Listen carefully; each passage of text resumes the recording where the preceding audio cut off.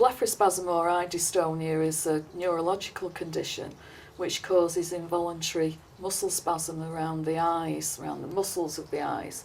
So that can result in the eyes actually being squeezed shut or the eyelids just dropping as well.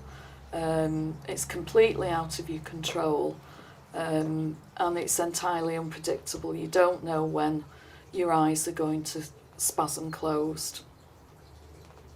Around early 2004, I worked at the local hospital at the time, and I realised I couldn't keep my eyes open in meetings. I was okay when I was talking, but when somebody else was talking, my eyes were just drifting shut as if I was tired. Following on from that, I really believed there was something wrong with my eyes, so I went and had an eye test, and the optician couldn't find anything wrong, but gave me a letter from my GP, said you need to see your GP as soon as possible. So I came away thinking I'd got a brain tumour.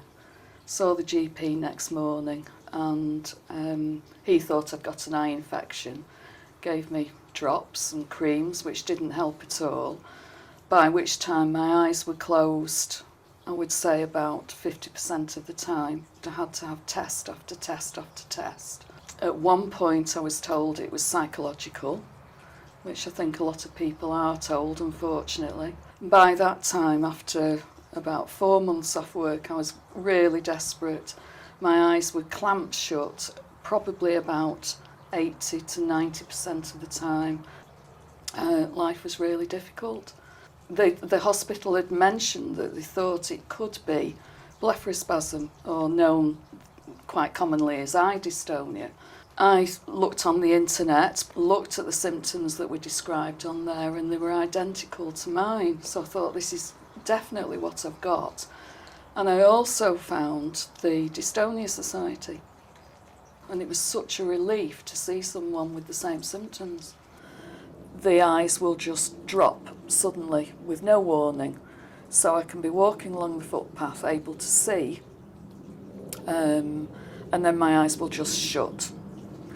And I think I've adapted to it over the years. I just tend to carry on walking, but then I walk into lampposts and things like that. The triggers for causing spasms and eye closure with me, and in common with a lot of people, are bright light, sunlight. Most of us wear tinted lenses and sunglasses outside. Looking upwards. Most of us walk looking down at the floor. When I'm trying to cross a road, for example, my finger will go up like that, because as soon as I turn my head, my eyes will shut. So the finger goes up to keep the eyes open.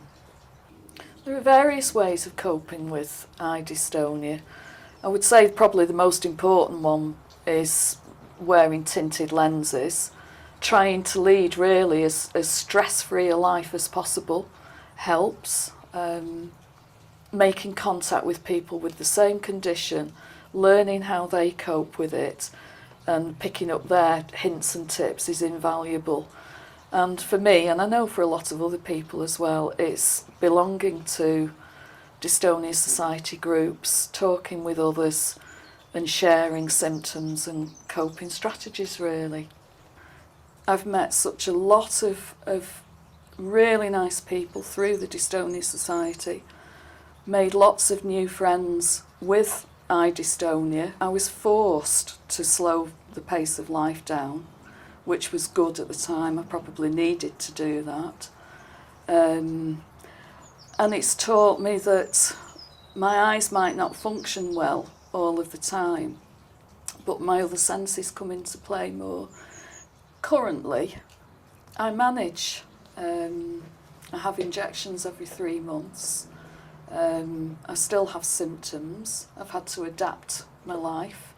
But I do enjoy concerts. I can sit there with my eyes shut and nobody cares.